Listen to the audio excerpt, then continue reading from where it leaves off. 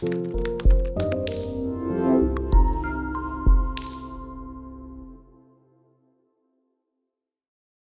Everyone, कैसे हैं आप लोग? सभी लोग अच्छे होंगे। आज मैं जीएसटी के रिगार्डिंग बेहद ही इंटरेस्टिंग टॉपिक लेके आया हूँ। GST with constitution. कहते जैसे हमारी जो पवित्र गंगा नदी वो हिमालय से निकली है, वैसे ही जीएसटी हमारे कॉन्स्टिट्यूशन से ही निकला है। आज हम, जैसा कि आप स्क्रीन पे देख पा रहे हैं, कॉन्सेप्ट ऑफ जीएसटी। जीएसटी आया कैसे है? जीएसटी का मतलब बेटा मैं आपको बता दूं, गुड्स एंड सर्विस टैक्स। अच्छा, ये वीडियो केवल स्टूडेंट के लिए नहीं है, अदर लोग भी जो भी नॉलेज लेना चाहते हों, ये ज़रूरी नहीं कि केवल स्टूडेंट के लिए ही मैंने ये वीडियो बनाया है, कोई भी देख सकता है। हर किसी के लिए यूज़फुल है कि जीएसटी कैसे आया। जीएसटी का मतलब होता है goods and service tax. GST introduce हुआ था बेटा 1 जुलाई। जब जीएसटी जो हमारा इंट्रोड्यूस हुआ था 1 जुलाई 2017 को इम्प्लीमेंट हुआ था। अब ये आया कैसे?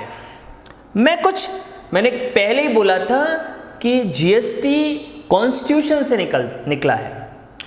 क्यों, क्या रीज़न है? इन सभी सवालों को मैं ले चलता हूँ कॉन्स्टिट्यूशन ऑफ इंडिया के आर्टिकल नंबर 265 से पढ़ता हूँ। ध्यान से सुनिएगा क्या लिखा हुआ है। No tax shall be levied और collect except by authority of law.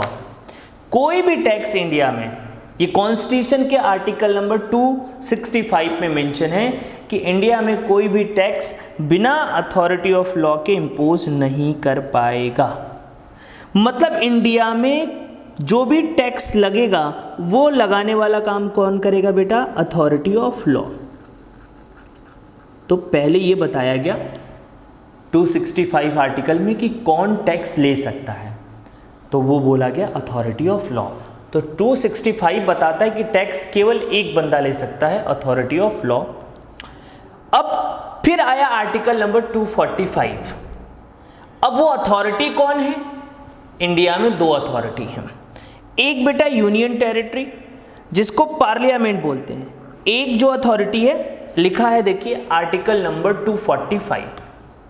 क्या लिखा है सर आर्टिकल नंबर 245 में? लिखा है extent of law made by parliament, power with parliament and state legislature. 2 लोग हैं बेटा यहाँ पे, एक तो पार्लियामेंट है और एक स्टेट लेजिस्लेचर है।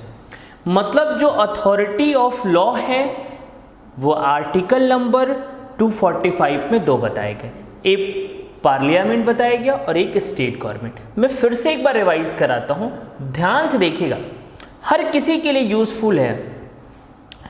आर्टिकल 265 कहता है कि भाई अपन के इंडिया में टैक्स वही लगा सकता है जो अथॉरिटी ऑफ लॉ हो। अब लॉ कौन है अथॉरिटी ऑफ लॉ? तो वो आर्टिकल नंबर 245 में बताएगा 2 हैं, एक पार्लियामेंट मतलब यूनियन और एक स्टेट लेजिस्लेचर। ये 2 लोग अथॉरिटी हैं। इट मीन्स लॉ इन्हीं 2 लोगों के द्वारा बनाया जाएगा। ठीक, parliament make law for the whole और any part of territory of India.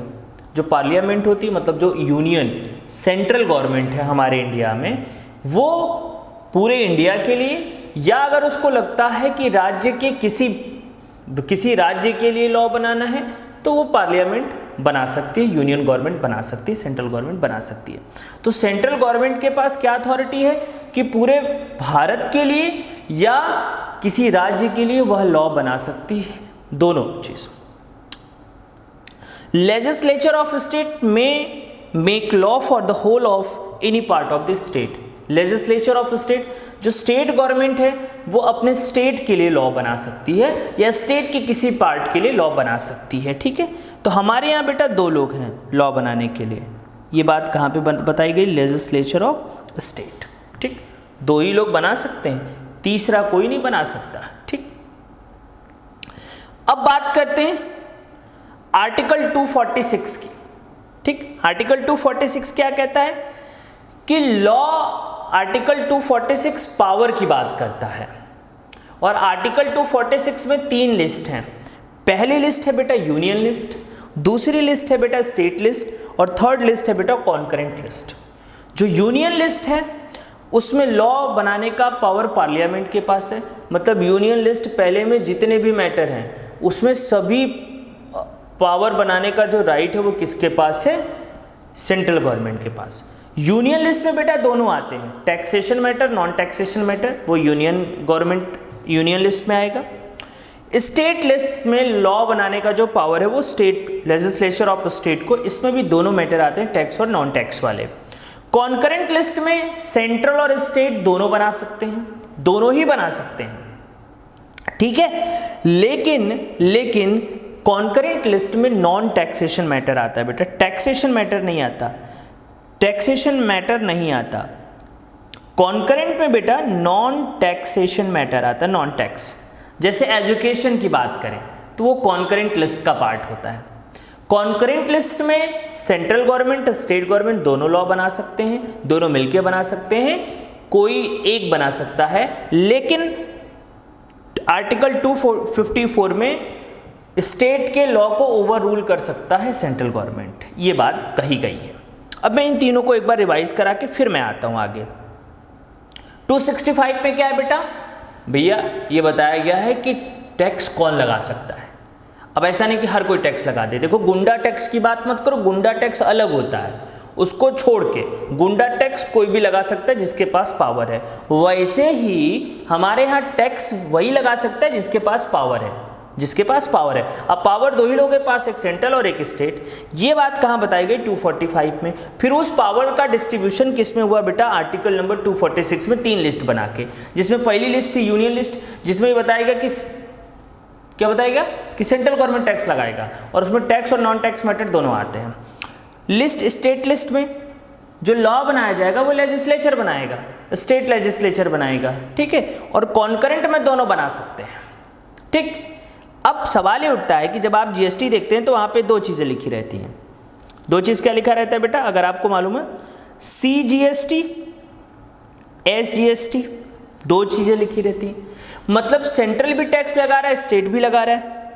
तो जीएसटी कहाँ बना होगा, यूनियन लिस्ट में नहीं, स्टेट लिस्ट में नहीं। क्यों, क्योंकि यूनियन लिस्ट में केवल किसको पावर है, सेंट्रल गवर्नमेंट को, जबकि जीएसटी में दोनों होते हैं, सेंट्रल और स्टेट दोनों होते हैं। कहीं पे जब आप लिखे जीएसटी का अगर बिल आप देखते हो बेटा तो आपको CGST, SGST दोनों लिखा मिला रहता है।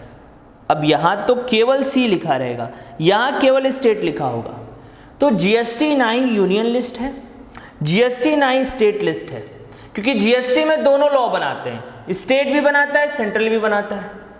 जबकि यूनियन लिस्ट में केवल सेंट्रल बना सकता है, स्टेट लिस्ट में केवल स्टेट बना सकता है, कॉन्करेंट में दोनों बना सकते हैं, लेकिन कॉन्करेंट में टैक्सेशन का मैटर आता ही नहीं। तो जो पावर दिया गया था 246 में उसमें जीएसटी नहीं सेट हुआ, क्योंकि यूनियन लिस्ट सेंट्रल गवर्नमेंट के पास, स्टेट लिस्ट स्टेट गवर्नमेंट के पास, कॉन्करेंट दोनों के पास था, लेकिन कॉन्करेंट में टैक्सेशन का मैटर था ही नहीं। तब सरकार ने अपने कॉन्स्टिट्यूशन में अमेंडमेंट करके एक आर्टिकल नंबर 246A लेके आए, जिसमें बेटा law made by central and state government दोनों आया, और इसी आर्टिकल की वजह से हमारा जीएसटी इंट्रोड्यूस हुआ। और इसका मतलब बेटा अगर ऐसा लिखा रहता है CGST और SGST का मतलब ये हुआ कि लॉ दोनों के द्वारा बनाया गया है, मतलब सेंट्रल और स्टेट दोनों के द्वारा बनाया गया है, इसीलिए CGST और SGST लिखा रहता है। तो आज हमने बात की कि हमारा GST कैसे इंट्रोड्यूस हुआ, ठीक है। तो हम मिलते हैं अगले एपिसोड में कुछ GST के नई चीज़ों के साथ। Thank you so much. Video को लाइक करना, शेयर करना और चैनल को सब्सक्राइब करना ना भूलें। Thank you so much.